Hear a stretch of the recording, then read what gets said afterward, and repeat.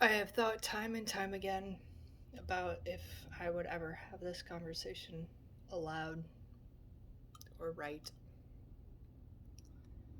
But I believe when you point fingers in other places, point one out, you get a few that point back at you. So in this soul search and in this digging, there's a certain point that you have to start collecting responsibility. So I spent many chapters pointing fingers at all the things that have happened to me. And I'm not there yet, but I will eventually have to start writing the chapters. Um, Caveat: it has always been easier for me to accept the responsibility of the shit I've done to myself than to admit the things that have happened to me. Because I can control that. I can control admitting the things I did. I can't control the things other people did to me. And I don't do well with the idea that I could have been a victim. Look, I'm getting nervous, so I'm getting fidgety.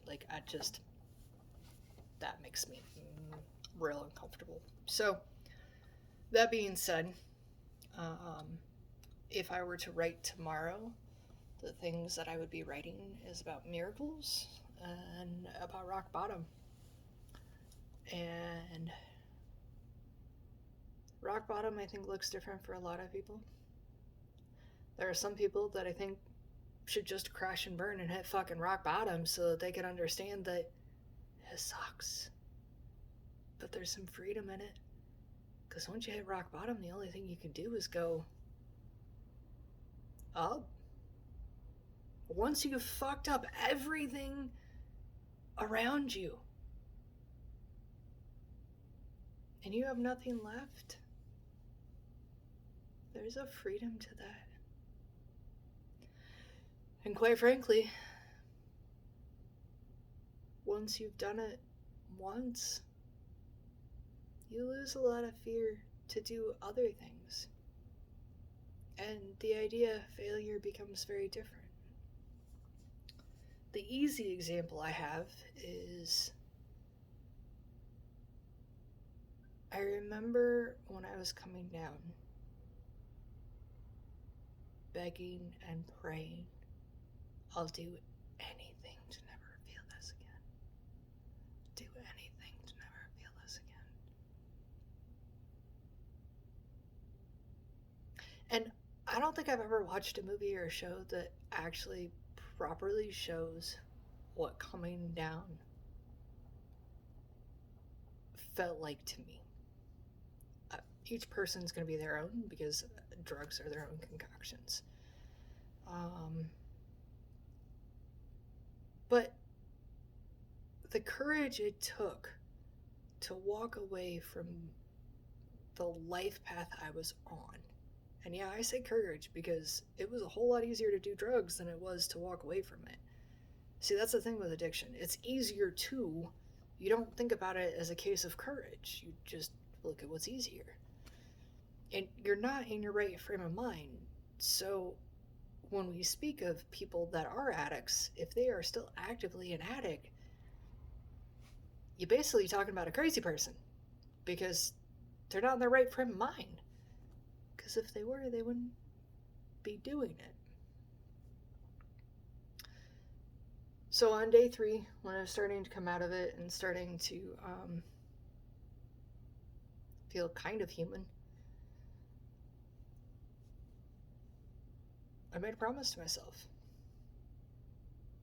that I'd only go up. So, yeah, having new business ideas and doing new things that are totally scary and terrifying, not as scary and terrifying as, quite frankly, the amount of vomit that was in that trash can that first night. Pepto-Bismol does not help that stuff. I still can't touch it to this day. I thought I was just sick. I had no idea that it was my body craving drugs. I don't think I've ever actually said that whole statement out loud. Ever.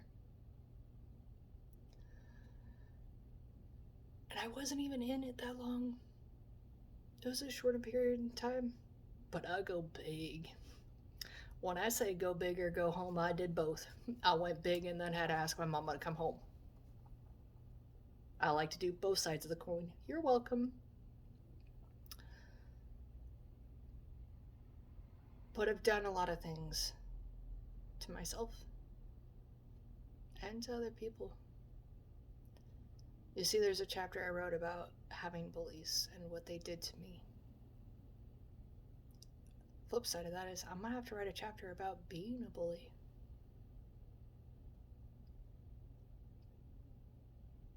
It's probably gonna be more painful, to be really honest. To admit that I was cruel to other people.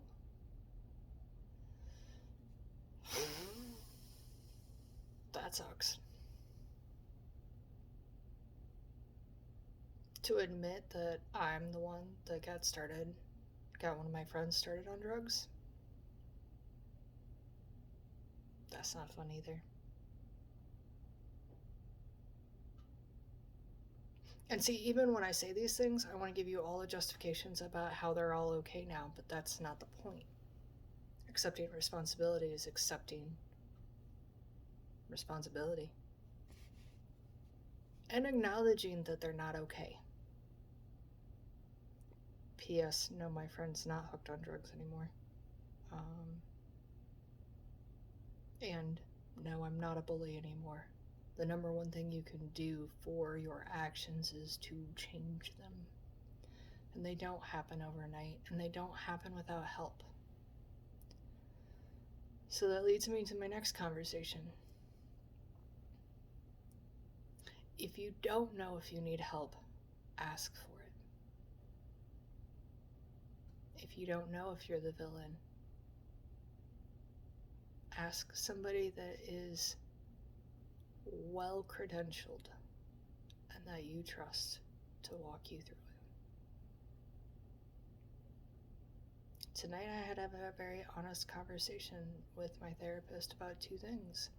One, what do you do when you can't remember things? And that's when she told me that people that don't have memories for a specified time are often people that have had sexual abuse or heavy abuse, which fits within my timelines. So it's a piece of the puzzle being put in rather than it being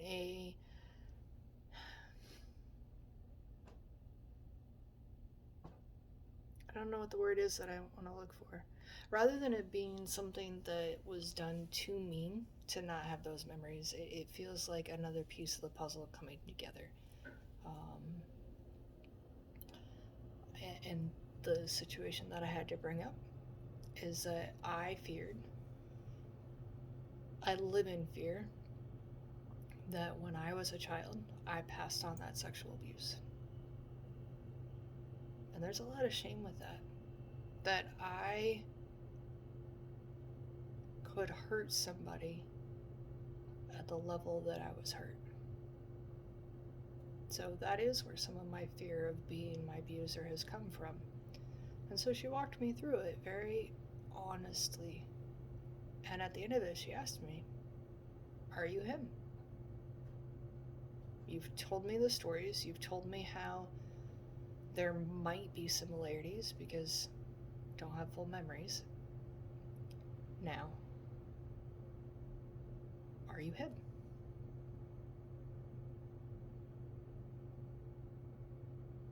No. See, the thing is that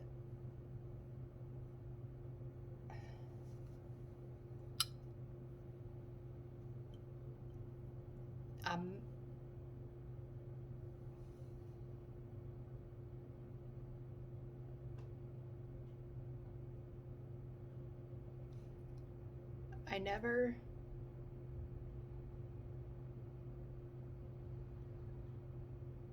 never touched this other little girl.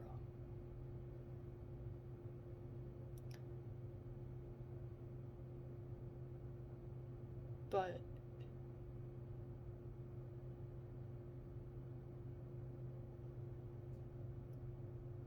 we did masturbate in the same rooms.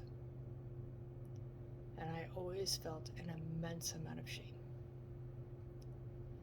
And the thing I didn't know until tonight is that children often explore their bodies.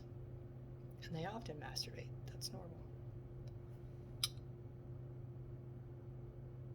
The fact that I felt shame at such a young age indicates the sexual abuse. It tells that there is something to my psyche that was hurt, that was protecting itself, so to speak. And I really needed to walk through and understand if I molested her.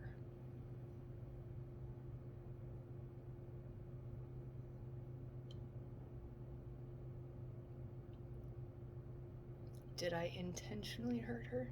No. Is it possible that I did hurt her?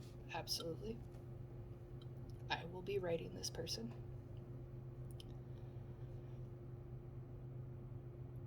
And I will be writing them to apologize.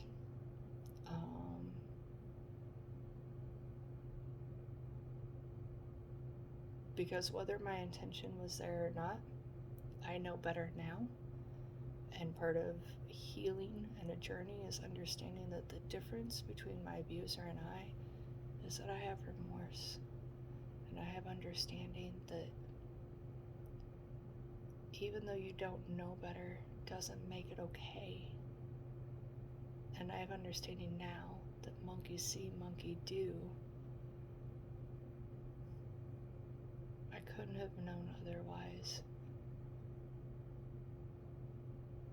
And therein lies the freedom.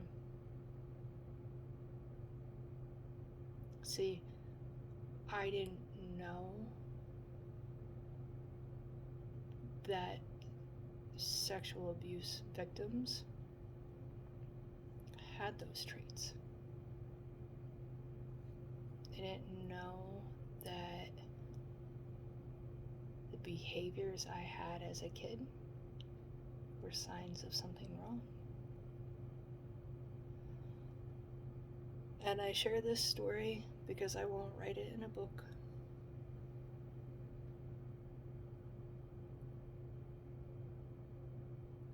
Because this story needs to be shared in a different light.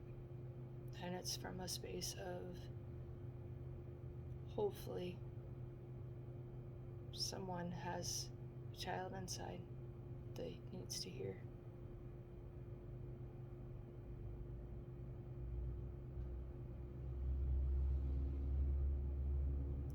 What I just went through.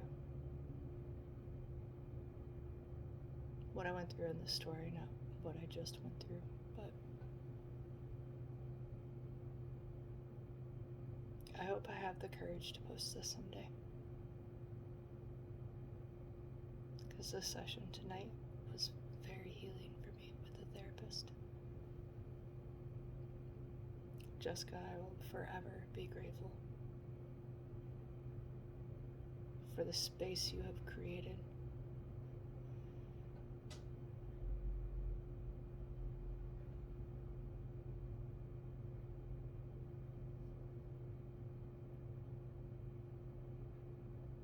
I hope if you're someone watching this, you give yourself a moment of space too.